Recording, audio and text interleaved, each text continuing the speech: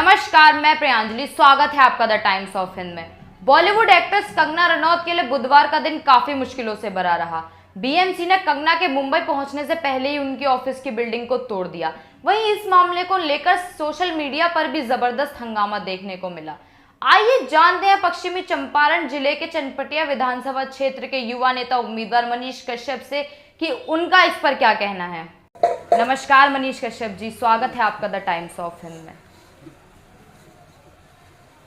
नमस्कार मैडम जी, तो आज हम आपसे चर्चा करना चाहते हैं कंगना रनौत के साथ जो महाराष्ट्र में हो रहा है उस सब के बारे में।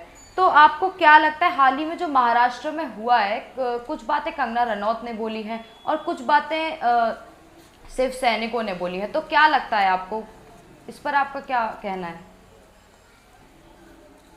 सबसे पहले तो मैं महाराष्ट्र सरकार जो शिवसेना की सरकार है जी। शिव का मतलब होता है शिवाजी और शिव का मतलब होता है भगवान शंकर। ना भगवान शंकर ऐसे थे और ना शिवाजी ऐसे थे।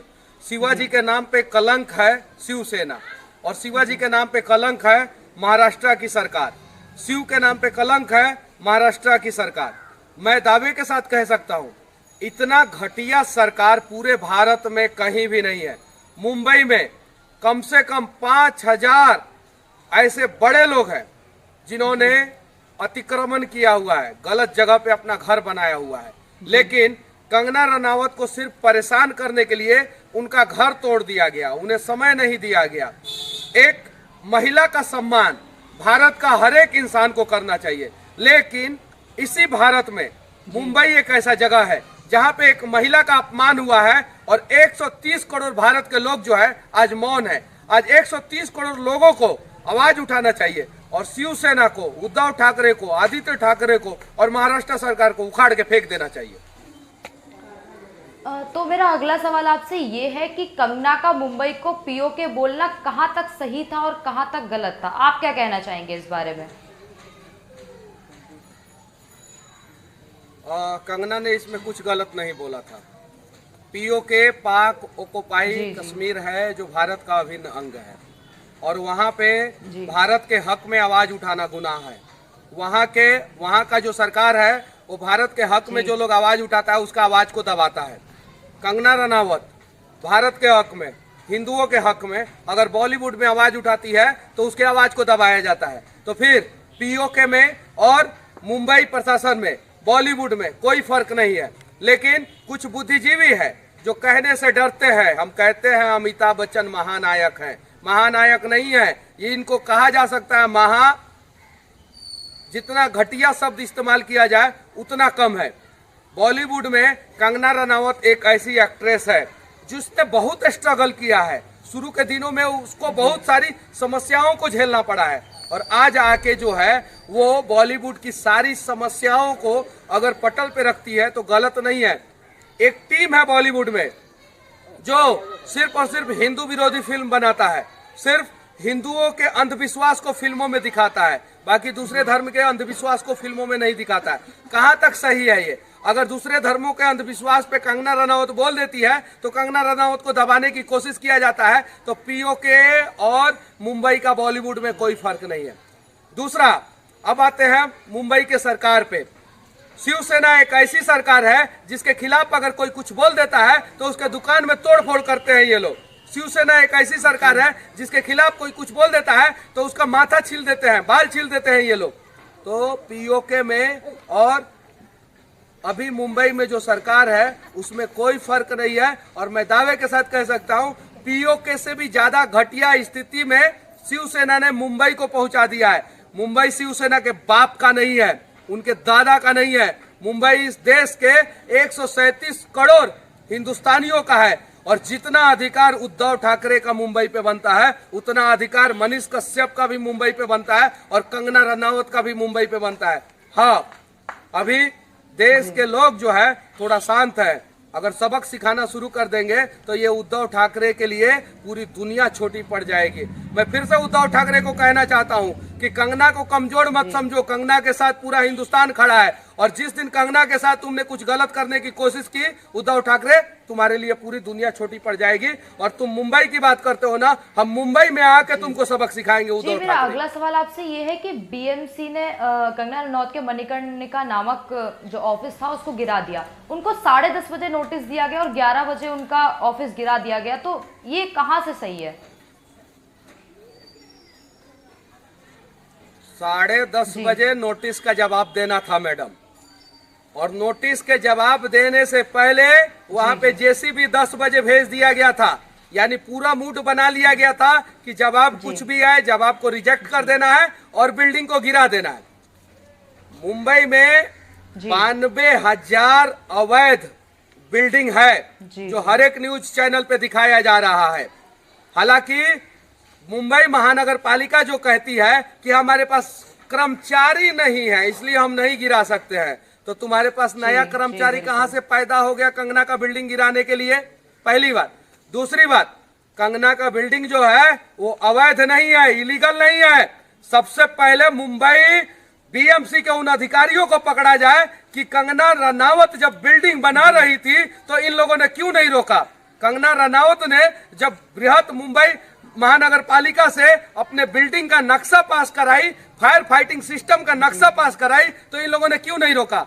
ये सिर्फ और सिर्फ धोखेबाजी कर रहे हैं। भिवंडी का भिंडी बाजार है एक, जहां पे कम से कम 50,000 से अधिक अवैध घर है। दाऊद इब्राहिम का घर गिराने का औकात नहीं है शिवसेना को, दाऊद इब्राहिम का घर गिराने का औकात नहीं है उद्धव ठाकरे को। और ये चलते हैं बड़ी बड़ी बातें करने। उद्धव ठाकरे अगर शेर की औलाद हो, बाला साहब ठाकरे शेर थे, और शेर की औलाद हो तो एक बार मुंबई से निकल के बात करो, तुम्हें वैसा सबक सिखाएंगे जैसा सबक पूरी दुनिया में किसी ने तुम्हें नहीं सिखाया होगा। और मुंबई महानगर पालिका आज भड़ुओं का अड्डा बन चुका है। वहां पे मर्द कोई नहीं है। अगर मर्द होता ना तो कोई भी कंगना बहन जो है हमारी, उसके घर पे जो है बुलडोजर चलाने की जुर्रत नहीं करता। ये सारे के सारे भड़ुआ हो चुके हैं। कंगना ने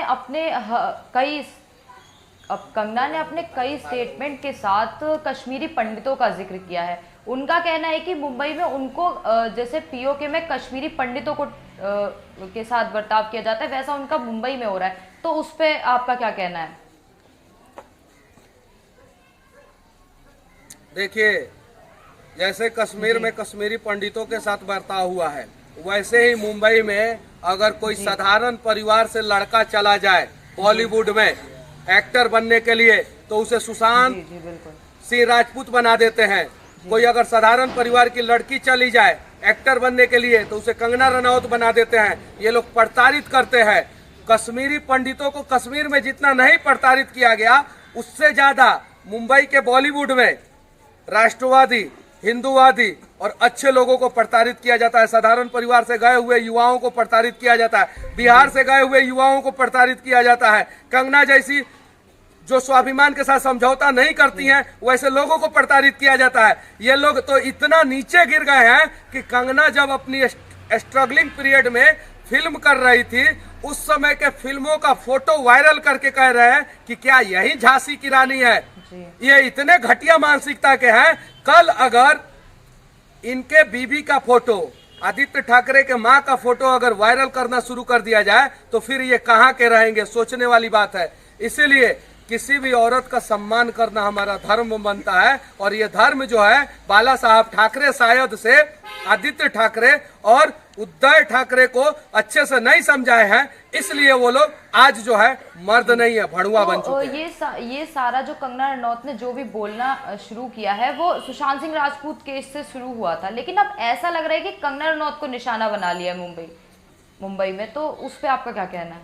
जी देखिए, समस्या ये है कि शिवसेना आज से नहीं, बहुत दिनों से इनका एक ही तरीका रहा है कि गलत राजनीति करो और गलत राजनीति करके सरकार बनाओ। हालांकि जब तक बाला साहब ठाकरे जिंदा थे तब तक शिवसेना सही था, लेकिन मुख्यमंत्री की कुर्सी के लिए ये उद्धव ठाकरे इतना नीचे गिर गए हैं कि ये सुशांत सिंह राजपूत जी। जिसने आत्महत्या नहीं किया था, उसकी हत्या हुई है। और उसका हत्या जो है सलमान खान, महेश भट्ट, करण जौहर, रिया चक्रवर्ती और ना जाने कितने बड़े बड़े लोगों ने मिलकर हत्या किया है, जिसमें आदित्य ठाकरे, शिवसेना के युवराज भी शामिल है। और ये सभी ने मिलकर हत्या किया है।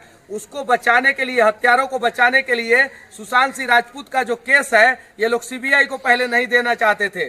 और आज जब कंगना रनौत ने सुशांत सिंह राजपूत के लिए आवाज उठाया, तो सुशांत सिंह राजपूत का मुद्दा भूल के ये कंगना के ऊपर पड़ गए हैं। लेकिन इन्हें पता नहीं है, दुनिया बहुत छोटी है और अपराध करने के लिए तो दुनिया और छोटी पड़ जाती है। ये लोग अपराध कर रहे हैं, आज नहीं तो कल इनके अपराधों का सजा मिलेगा। और हम बिहारी जो है ना, सिर्फ बिहारी नहीं, इस देश के 137 करोड़ लोग जो है ना, शिवसेना के युवराज आदित्य ठाकरे और उद्धव ठाकरे, इन दोनों को सबक जरूर सिखाएंगे। जी, बहुत अच्छा लगा मनीष कश्यप जी आपसे जुड़ के, और बहुत बहुत धन्यवाद आपका टाइम्स ऑफ हिंद पे आने के लिए।